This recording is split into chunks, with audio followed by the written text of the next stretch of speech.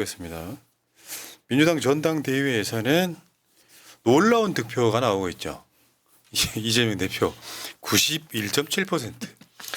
그래도 조국 대표보다는 낮은 숫자에서 다행이라고 봅니다. 99.9. 속이 꽉 찬 남자 99.9. 거기는 거의 찬반 투표 느낌 아니었어요? 예, 그렇죠. 조국 혁신당. 네, 그건 예, 이제 예. 형식적으로 하는 거니까 그런 거고. 어쨌건 91.7%. 이거를 내가 계속 말씀드려 와요. 결과만 놓고 이야기하면 안 된다고. 그러니까 이재명 대표가 컨텐츠도 없고 억울하지도 않아. 그럼 이런 표 안 나옵니다. 관련히 말하면 여기에 오기까지 오늘 김두관 후보가 좀 막말하셨다가 페이스북을 지우셨던데 그런 거 아니고요. 이재명 대표가 스스로 당대표의 욕심이 있어서 그런 게 아니고요.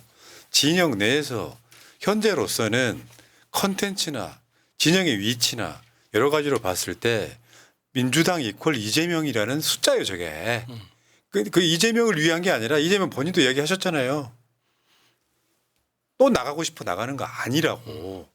그만큼 괴롭고 힘든 일이긴 한데 어찌됐건 결과론적으로 봤을 때 윤석열의 폭정, 거기에 맞설 사람, 그리고 차기 대통령까지 생각했을 때 당원들은 그냥 10명 중에 9명 이상이 이재명 당대표 한 번 더 해. 윤석열이랑 잘 싸워줘. 왜냐? 총선을 압승으로 이끌었던 게 이재명 대표지 않습니까? 총선 때 기억들 나세요? 얼마나 개고생했는지. 어떤 날은 하루에 일정이 10개가 있는 날이 있어요. 목이 안 쉬고 그걸 하는 것도 난 신기했어요. 그렇죠. 자, 어쨌든 지금 후보가 저렇게 됐고, 그리고 지금 최고위원은 정봉주 의원의 독주. 그러니까 지금 8월 18일 전당대회까지 매주 토요일, 일요일이 경선이 있는 날이잖아요. 그런데 첫 주 경선이 이제 끝난 거예요. 첫 주 경선이 예. 그러니까 그 인천, 그다음에 대구, 경북, 그러니까 강원, 제주, 제주. 인천, 강원, 대구, 경북 이렇게 있었죠. 이 상황에서 정봉주 후보가 어떻게 보면 압도적 1등을 달리는 것도 굉장히 신기한 모습 중에 하나였어요. 그러니까 20% 이상 나오는 후보가 유일하게 정봉주 의원이 계속 그렇게 기록을 하더라고요. 그게 이제 사실 지난 총선에서 너무 안타깝게 그렇게 된 것에 대한 많이 빚진 마음, 이게 지금 폭발해서 나오는 것 같습니다. 터져 나오는 거죠. 근데 이제 이거는 아마 두 번째 주에는 상당히 조정이 될 가능성이 있어요. 요거는 이제 이게 어제 나왔던 마지막 결과까지는 그 전당대회 첫 주의 여론이었던 거고 대개 여론조사랑 비슷하게 갑디다. 근데 나중에 이게 이제 두 번째 주 가면 당원들이 집단지성을 발휘하는 거죠. 그러니까 우리가 그렇게 하듯이 이번에 그 경선 결과를 두고 엄청나게 많은 토론과 대화를 할 겁니다. 당원들끼리. 그러니까 정봉주 의원을 지지했지만 이 정도로 압도적으로 나올지 몰랐다고 이야기하는 사람부터 그 정봉주 의원의 조정이 돼야 된다고 생각하는 사람들까지. 그러니까 정봉주 의원의 포지션이 수석으로 들어가는 게 좋냐, 2등으로 들어가는 게 좋냐, 3등으로 들어가는 게 좋냐, 이렇게 디테일하게 생각하는 사람들까지 여러 사람들이 여러 가지 보관을 놓고 엄청나게 많은 대화를 하고 있어요. 그래서 이제 그게 다음 주 경선에 또 반영될 수밖에 없겠죠. 이번 주에 반영이 될 가능성이 예, 있죠. 예. 근데 이제 저도 주말에 시간이 되면 좀 분위기를 보러 다녀보려고 하는데, 그래서 인천은 다녀왔었거든요. 현장에는 굉장히 분위기가 뜨겁습니다.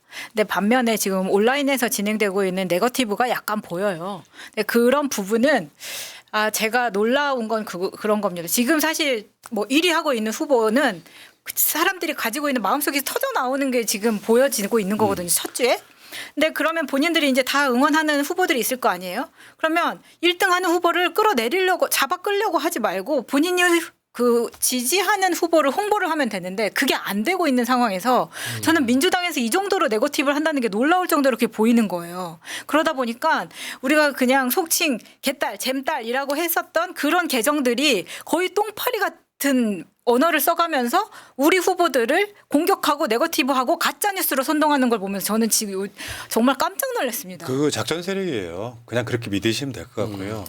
이제 내부 이간질 세력인 것처럼 들어와서 분탕질하고 있는 거죠. 민주당 전당대회가 겉으로는 굉장히 스마트하게 가고 있잖아요. 그러니까 이거는 매주 8월 18일까지 하는 대회이기 때문에 집단 지성이 계속 발휘가 돼요. 여러분 저번에 정청래 최고 뽑혔을 때 맞아요. 그때 기억 안 나세요? 그때도 누구누구를 난리였어요. 찍으면 누구누구 어떻게 순서는 결국 집단 지성이 만들어내잖아요. 그때도 정청래 의원님이 힘들어할 만큼 저희가 옆에서 봐서 아는데 그때도 그런 공격이 굉장히 컸었고 결과적으로 정청래 의원이 수석되고 난 다음에 얼마나 잘했습니까? 지금 법사위 하는 데까지. 지금의 가짜 뉴스가 어제 이제 잼카 운영을 했잖아요. 그 잼카를 운영하면서 각 후보들이 본인들이 지금 공격받고 있는 포인트에 대해서 가슴속에서 터져 나오더라고요. 나 너무 억울하다. 이런 이야기를 많이 하고 있는데 특히나 뭐 특정 유튜브들에서 그 부분을 굉장히 과장하고 가짜뉴스 섞어가지고 선동해서 한다는 걸 민주진영 유튜브들이 하고 있는 걸 보면서 굉장히 놀랐거든요. 근데 그게 지금 잼카에서 본인들이 직접적으로 이거 아니다라고 해명하고 나섰고 특히나 이재명 대표와의 관계에서 문제가 있는 거 아니냐라는 의문이나 이런 것에 대해서는 이재명 대표와의 관계를 돈독한 거를 보여주면서 다 해소가 됐다고 보거든요.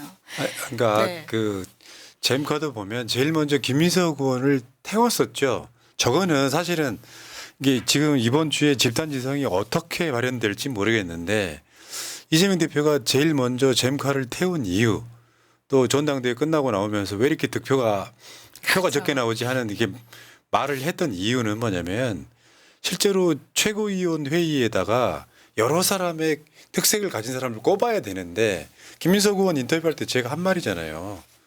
최고위원이 돼도 수석이 안 되면 망신인 사람이에요. 김민석 의원은.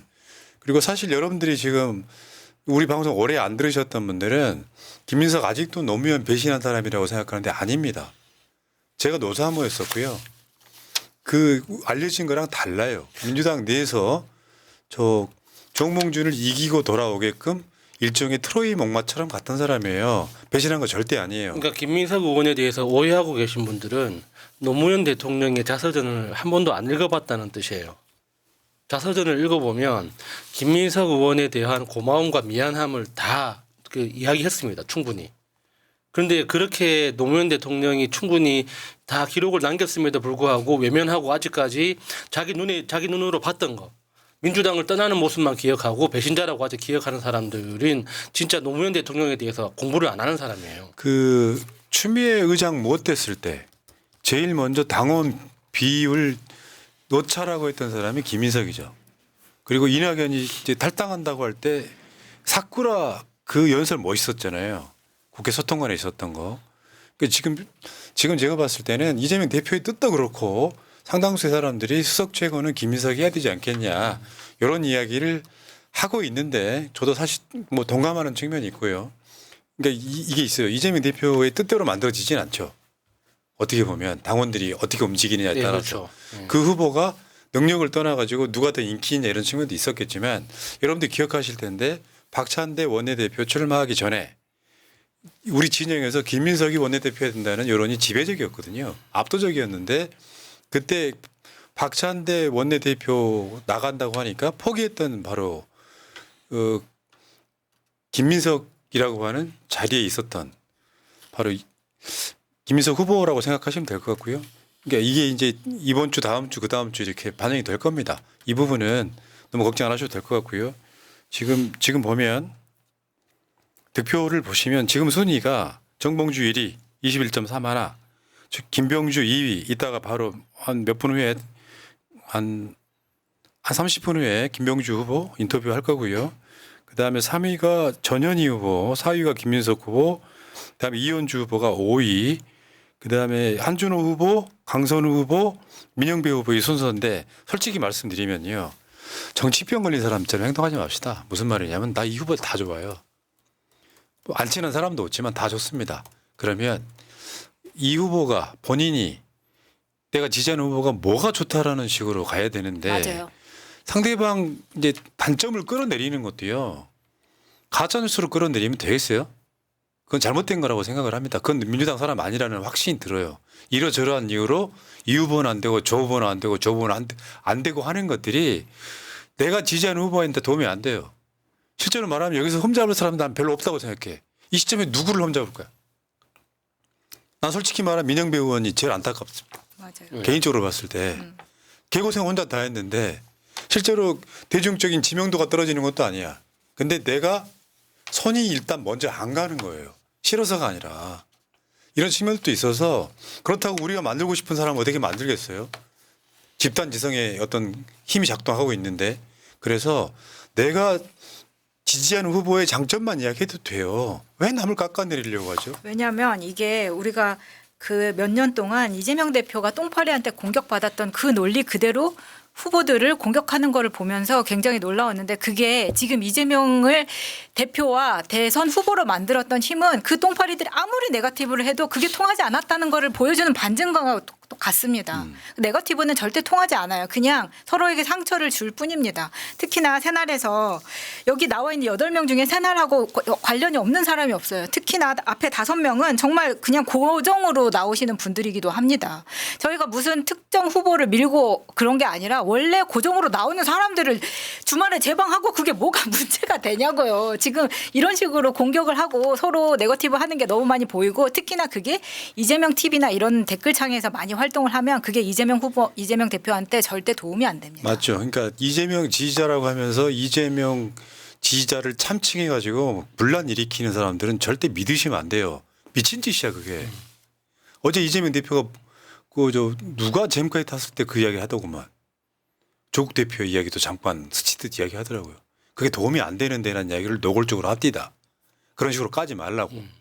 근데 그거 듣고도 내가 지지한다는 이재명 대표의 이야기를 안 들어. 맞아요. 안 듣더라고요. 아예 안 들으면서. 그게 똥파리들의 특징이었잖아요. 그건 사실 분열 세력이라고밖에 볼 수 없죠. 그걸 그러니까 어떻게 민주당 지지자라고 봅니까? 자 어쨌건 간에 이재명 대표 입장에서는 본인이 구상하고 있는 최고위원회의가 있어요. 누구라고 찍지는 못하는데 다른 사람은 몰라도 솔직히 말씀드리면 김민석 후보는 옆자리에 앉히고 싶어 하는 것 같더라.